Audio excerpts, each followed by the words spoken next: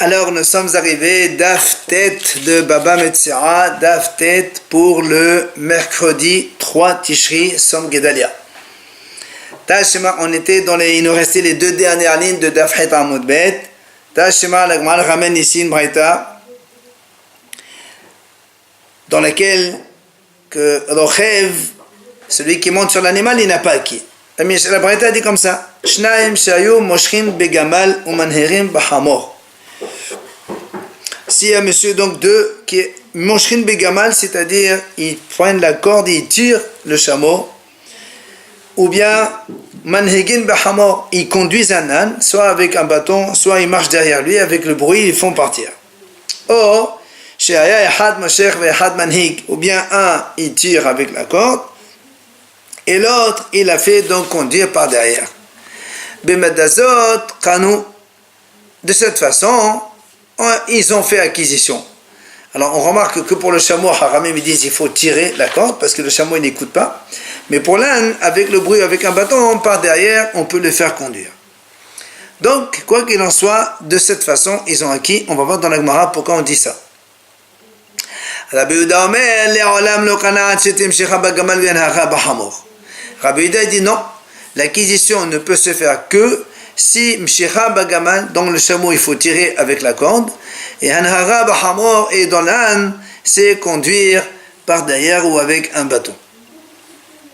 Alors la Gemara dit déduction de cette braïta, katanimiat o shaya ehad moshech ve'ehad manhir.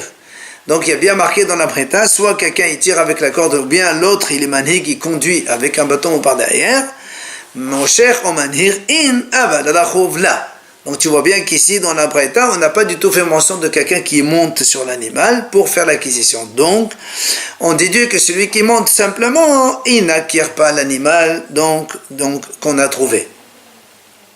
Question donc contre Rabbi Yehuda qui a dit que la chouv kana. Alors on répond à din de afalo la chouv. On dit pas du tout. Même la chouv aussi, il les connaît. Et tu sais pourquoi pourquoi on a pu seulement tirer et conduire? C'est la pokéme de Rabbi Yehuda. C'est pour exclure ce qu'il a dit Rabbi Yehuda donc dans la braïta, qui lui a dit parce que Rabbi Yehuda a dit non, ça doit être exclusivement Meshicha dans le gamal, tirer la corde, et Anhara Bahamor et conduire l'âne. Mais si on fait dans l'autre sens, conduire le chameau ou donc tirer l'âne, ça ne marche pas sur le Rabbi Yehuda. Alors Kamash Marlan, Def, Lev Kanam Mikane, c'est pour ça qu'on a dit, on a employé ces deux-là pour te dire que même dans l'autre sens, ça marche aussi l'acquisition, et pas comme il a dit Rabbi Yehuda. Alors la Gemara dit, c'est comme ça, pourquoi on ne mélange pas ensemble dans la braïta? Et on dit comme ça, tu dis tout simplement, deux, ils tirent ou ils conduisent soit un âne, le chameau, soit un âne, et on a compris qu'il s'agit donc des deux façons de faire dans l'un ou dans l'autre. Alors la Gemara répond, on ne peut pas faire ça. Pourquoi? Parce qu'il y a un côté qui ne marche pas dans l'acquisition. C'est quoi ce côté-là? Certains disent c'est tirer l'âne, ça ne marche pas comme acquisition. Il y en a qui disent non, c'est conduire le chameau qui ne marche pas dans l'acquisition. C'est pour ça qu'on ne peut pas mélanger les deux façons dans les deux animaux. La Gemara ramène des motifs mais sefa. Et il y en a qui objectent à partir de la sefa. On a dit dans la sefa donc bemidazo kana. C'est comme ça qu'on a acquis. Alors la Gemara dit bemidazo les maotemai. Pourquoi tu dis comme ça? Ça veut dire que tu vas exclure quelque chose. Qu'est-ce que tu exclus? Là les maote la chouv, n'est-ce pas, pour exclure la chouv, donc celui qui monte simplement, et donc question contre Rabbi Yehuda, pardon. Alors, la Gemara dit là, les motifs, c'est pour exclure le contraire, comme on a dit tout à l'heure. Alors, dans ces cas-là, la Gemara dit, alors si c'est exclure le contraire, c'est exactement ce qu'il a dit Rabbi Yehuda. Rabbi Yehuda, il a dit, c'est uniquement Mshicha Bagaman Hagavacham, on n'est pas le contraire. Alors, la Gemara répond, là encore, il y a une différence entre Tanaka et Rabbi Yehuda, qu'un côté n'acquiert pas. C'est quoi ce côté-là? Certains disent donc c'est tirer l'âne, et d'autres disent al-haga bagamal, conduire l'âne de chameau. Là aussi, ça ne marche pas pour donc comme acquisition. Tashema, l'agmal ramène ici notre braïta, cette fois-ci pour montrer que le lochev, il acquiert. Ehad rachouf hamor, ve'ehad tafous b'mosera, zeh kana hamor ve'zeh kana mosera. L'agmal ramène ici dit, si quelqu'un il monte sur un âne, et un autre il tient les rênes, la corde, celui qui monte sur l'âne, il acquiert l'âne, ve'zeh kana mosera, et l'autre, celui qui tient la corde, il a acquis la corde. Donc tu vois bien ici que celui qui monte sur l'âne, il a acquis l'animal. Alors l'agmal dit non, elle repousse cette preuve. Je peux te dire ici, quand il est en train de monter, c'est pas simplement monter, mais il est en train de frapper, taper avec ses pieds sur le ventre de l'animal pour le faire avancer. Donc il y a aussi manhig. Ah, l'agmal dit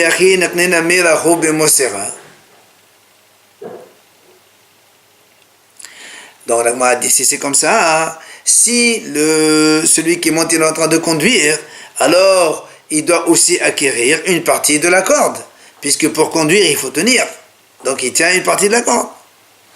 Alors l'agma dit c'est bon, réponse, d'accord, disons, donc un il a acquis l'âne, donc celui qui monte sur l'âne, il est conduit, il a acquis l'âne plus la moitié de la corde, l'autre il a acquis l'autre moitié de la corde. Alors l'agma dit, c'est pas possible de dire ça. Pourquoi? Celui qui monte sur l'âne, il acquiert pourquoi? Parce que l'autre moitié, elle est tenue par qui? Par quelqu'un bendat. C'est l'autre moitié de la corde, c'est le bendat qui la tient. Un homme, celui qui justement il est en train de tenir. Mais celui qui est en train de tenir la corde, comment il peut acquérir cette moitié de corde? Puisque l'autre moitié de corde, elle est attachée sur l'âne. Et donc c'est comme si qu'elle est posée par terre, il n'y a personne qui la tient. Alors l'agma revient, elle dit, d'accord, donc celui qui monte sur l'âne, il acquiert l'âne et toute la corde avec. Et l'autre, il ne acquiert dans la corde que le morceau qu'il tient avec sa main. Alors là, elle objecte. Comment tu peux dire ça? Si tu veux me dire, celui qui donc soulève un objet pour son prochain, il peut faire acquérir son prochain. Ça c'est quand il le fait dans l'intention de le faire acquérir au prochain. Celui qui tient la corde, il ne pense que tenir la corde et donc acquérir la corde que pour lui. Et comment alors lui-même tu dis qu'il n'a pas acquis la corde? Comment il peut le faire acquérir à celui qui est en train de monter? Alors vient Ravashi, Ravashi,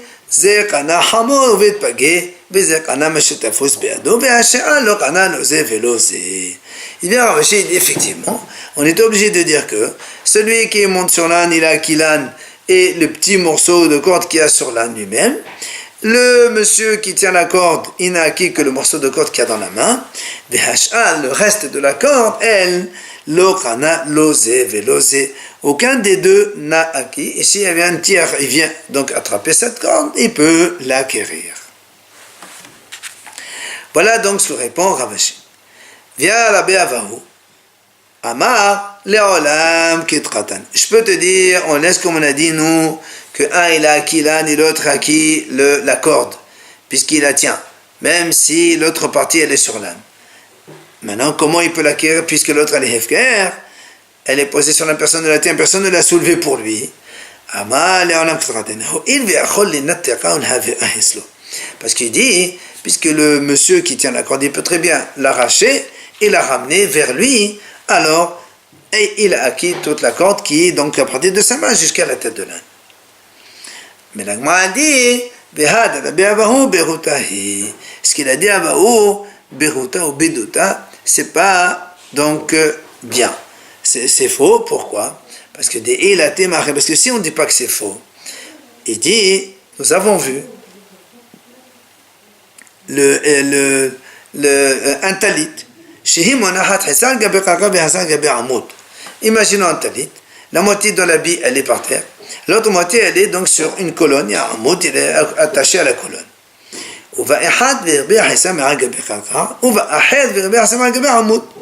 Donc il y a un qui a attrapé la moitié qui est par terre, et l'autre il a attrapé la moitié qui est sur le poteau.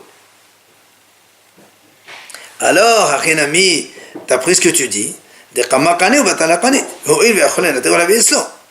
donc d'après ce que tu dis toi, puisque celui qui est par terre, il peut en tirant, donc il tire vers lui l'autre moitié qui est sur le poteau, alors tu vas me dire que lui il acquiert tout, et l'autre qui a pris la moitié qui est sur le poteau n'a rien acquis.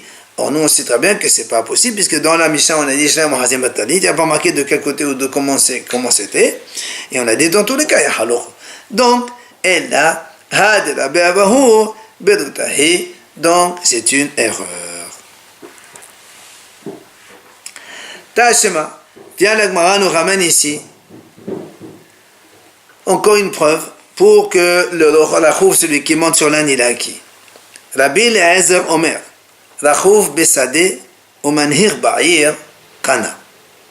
Si quelqu'un il monte sur un animal dans les champs, d'accord, il a trouvé un animal dans les champs, il monte dessus, il a acquis, mais pas dans la ville. Par contre, ou manhir ba'ir, dans la ville, il acquiert en le conduisant. Donc là aussi, la Gemara, elle déduit, puisqu'on a dit monter sur un cheval ou sur un âne, n'importe lequel, on a acquis. Alors il lui dit, Hachana, mais là aussi la Gemara le réfute, manhir belarlav.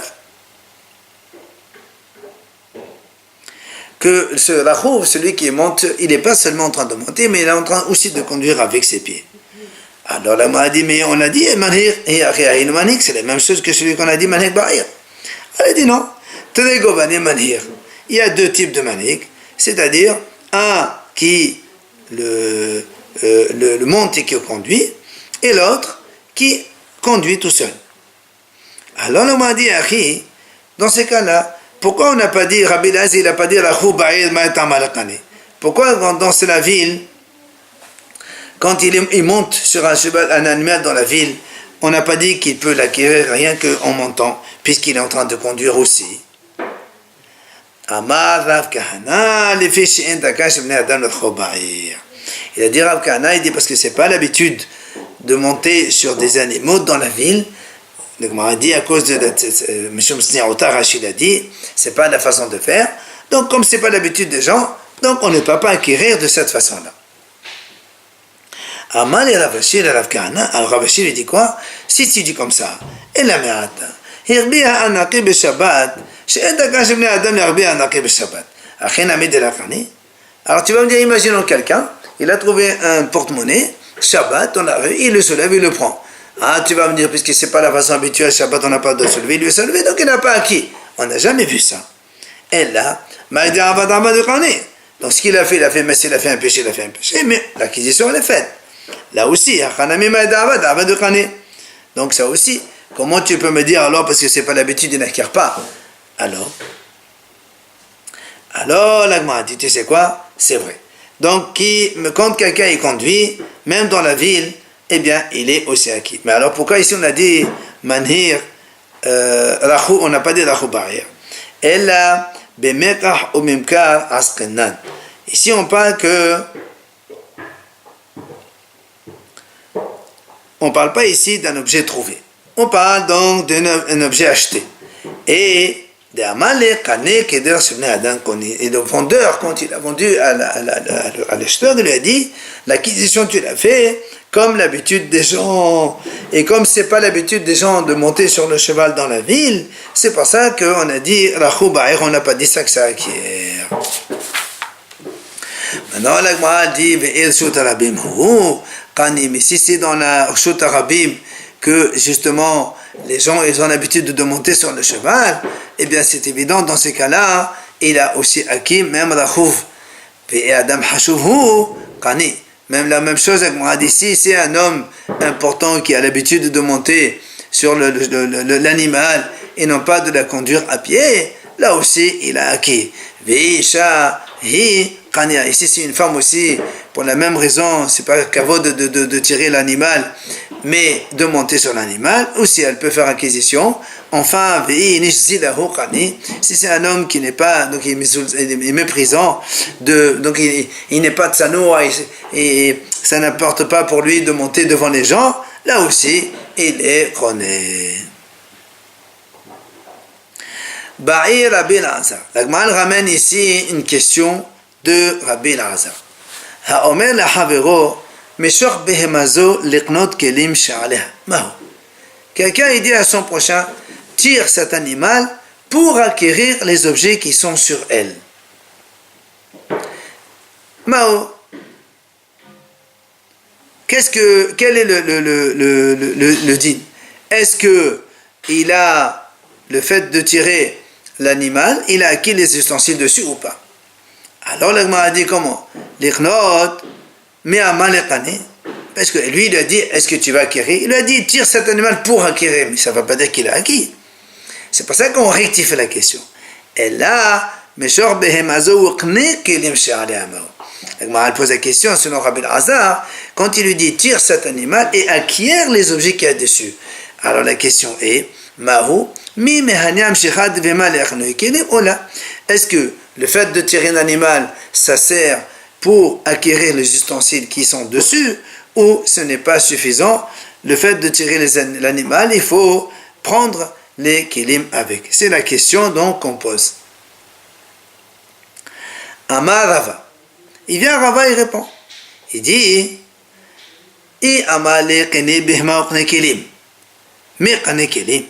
il dit, imaginons, toi tu poses la question quand tu lui dis, tire la vache et à travers elle, donc tu prends l'équilibre, tu acquiers l'équilibre. Moi je te pose la question, s'il lui dit voilà, il faut vendre l'animal et l'équilibre qu'il y a dessus, il lui dit achète l'animal et achète l'équilibre. Quand il a fait l'acquisition de l'animal, est-ce qu'il a acquis l'équilibre? Non, pourquoi? Nous on sait très bien que on ne peut pas faire acquérir par une cour ambulante, ce qu'on appelle une propriété ambulante. C'est vrai qu'on a le principe que hasero chez la dame qu'on a l'eau. Quand je mets une chose dans la propriété de quelqu'un, ça acquiert, mais quand c'est immobile, c'est un terrain, c'est une maison. Mais là, l'animal, c'est quelqu'un qui bouge, alors ça ne marche pas. Donc tu vois bien que même si je lui dis acquiert l'animal et acquiert l'équilibre, eh bien, l'équilibre, ils ne sont pas acquis. Alors qu'est-ce que tu poses la question ici? Tire l'animal et en même temps, tu acquiers l'équilibre. Si maintenant tu me réponds non, on parle ici que l'animal il est à l'arrêt. Ah, ça ne marche pas non plus. Pourquoi?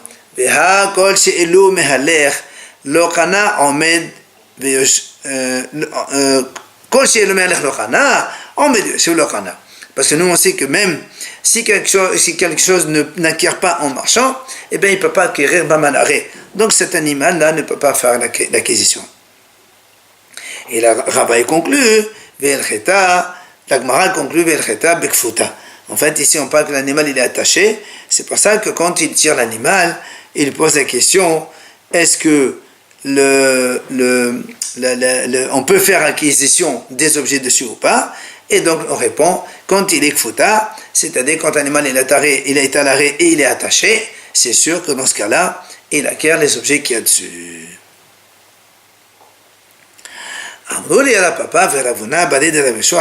Alors, Rapapa et Ravuna, ils ont dit à Rava, et la mérate, d'après ce que tu dis maintenant, puisque tu dis que la Hassan Me'aler d'une cour ambulante, elle ne quiert pas. Un homme, il était sur un bateau, et il naviguait. Et voilà que des poissons, ils sont sortis de la mer, ils sont arrivés, ils sont entrés dans le bateau. Alors tu vas me dire, tu vas me dire aussi, c'est pareil, il n'a pas acquis les poissons, parce que la sfina, c'est quelque chose qui bouge. Amalehu, il leur a répondu, non, c'est pas pareil. Sfina minar naiha. Le bateau, lui, il est posé. C'est l'eau qui est en train de le faire, donc, mobiliser, mouvoir. Amal et Ravina le Ravashi. Là encore, Ravina dit à Ravashi. Une femme, elle marchait dans la rue. Et son mari, il lui a lancé son guet, soit le torheka dans ses bras, ou bien le torkalata, où elle avait quelque chose, donc une bassine sur la tête, un panier. Il lui a lancé le guet sur sa tête. Tu vas me dire, Achenamedela Megarsha aussi, parce qu'elle est en train de marcher. Alors là aussi, il lui répond. Il dit, non, c'est pas pareil. Amale, Kalata Menahnaïha. Il dit non, la même chose, le panier, lui, il est posé. C'est la femme qui est en train de marcher dessous. Donc, c'est pour ça que ça marche là-bas. On passe maintenant à une nouvelle Mishnah. Matnitin. Si un homme est monté sur un animal, il a vu de loin un objet, il a dit à son prochain, donne-moi ça s'il te plaît. Et qu'est-ce qu'il a fait l'autre? Netala, il l'a prise. Il a pris, il a dit, mais elle est à moi celle-là, c'est pas pour toi. Alors la Mishnah a dit, elle est à lui. Par contre, la Mishnah a dit,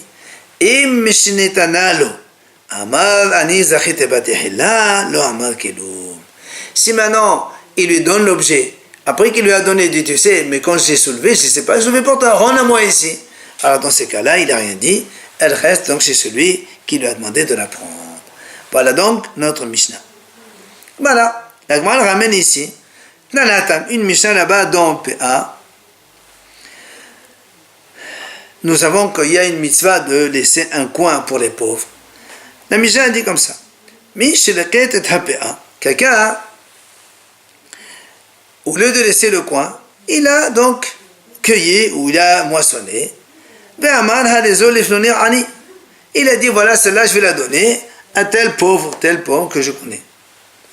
Rabbi Elazar dit, c'est bon, il a acquis pour ce pauvre-là. Mais Chachamim on dit non, Chachamim disent non, il n'a pas à donner, c'est pas parce qu'il a voulu la donner à tel pauvre, il la donne. Le premier pauvre qui vient, il est obligé de lui donner. Amar Ola, il a dit Ola, alors là, donc juste il faut préciser que Rashi il a dit que ici on parle d'un homme étranger qui n'est pas le propriétaire du champ. Parce que si c'est le propriétaire du champ, lui-même, il ne peut pas prendre la PA pour lui-même. Donc, c'est un autre qui a acquis cette PA pour la donner à quelqu'un d'autre. Quoi qu'il en soit. Amar Ola dit, Amar Rabbi Shimon, au nom de Rabbi Shimon Levi, Mahloket entre Rabbi Elazar qui a dit, quand le monsieur il a acquise pour lui, donc pour un autre, il peut la lui donner. Chachamim disent non, ça ne marche pas. Hein? Seulement, mais Ashir Le'ani, que celui qui a trouvé ça, c'était un riche, il voulait la donner à un pauvre. Pourquoi? De Rabbi Elazar, ça va, Rabbi Elazar répond comme ça.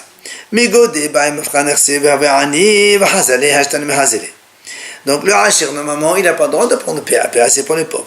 Mais puisqu'il aurait pu abandonner tous ses biens, toute sa fortune, et il devient pauvre, et donc il peut prendre ça.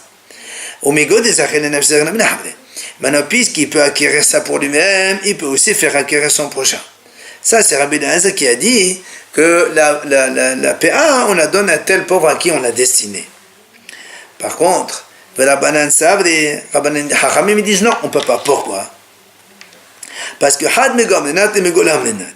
Chachamim disent on ne peut pas faire deux fois Mego. Une fois on peut faire, mais pas deux. C'est-à-dire Ashir qui dit puisqu'il aurait pu se devenir pauvre, et après, puisqu'il peut acquérir pour lui, donner un autre, ça on ne peut pas dire deux fois, puisque ça ne peut pas se faire. Aval Chachamim ils sont d'accord, quand c'est un pauvre, évidemment, il y a un seul migo, puisqu'il peut prendre pour lui-même, il peut faire acquérir donc un autre pour lui. C'est pour ça qu'on nous dit, cette mahloket qu'on a vu dans la Mishnah, entre Rabbi Elazar, même si uniquement un riche pour un pauvre. Mais entre deux pauvres, même les Chachamim sont d'accord avec Rabbi Elazar qui peut la donner à celui à qui il l'a destiné. Alors, Amal et Rav Nachman les Ola, il vient Rav Nachman et il dit à Ola, Vili Mamo, pourquoi tu ne dis pas aussi, mais Ani les Ani mahloket, même d'un pauvre vers un autre pauvre, il y a aussi mahloket. Pourquoi? Parce que nous avons vu, d'abord, évidemment, devant un objet trouvé, tout le monde est considéré comme un pauvre, c'est-à-dire qu'on a le droit tout le monde a le droit de prendre un objet trouvé. Et pourtant, dans notre Mishnah, on vient de voir qu'est-ce qui a marqué. Il était sur un animal. Il a vu un objet au loin. Il a dit à son prochain, donne-la-moi. Si l'autre n'est pas là, il la prend. Il a dit, c'est pour moi. Et donc, il a acquis pour lui. Alors voilà comment raisonne Rav Nachman. Il lui dit, et si tu me dis, même d'un il y a une mahlokat que Rabbi Eliezer dit, il a donné à celui qui a dessiné Ramim disent non. Et donc là aussi, puisque le monsieur qui était sur l'animal lui dit prends-la pour moi, et lui il a soulevé, il a dit non, c'est pour moi, je ne vais pas te la donner. Donc tu vois bien que la Mishnah, elle a un auteur, c'est le Haramim, puisque les Haramim ils disent que celui qui prend pour lui, donc il ne donne pas, il ose la Havero. Si on dit que même Mirani, mahlokat, d'accord, que même ça, Haramim ils disent ça ne marche pas. Mais إلا إعملت بعشر يعني محلوق تفعل معناه عند ذلك كوزا خالو همني لو ربنا لو ربي العز.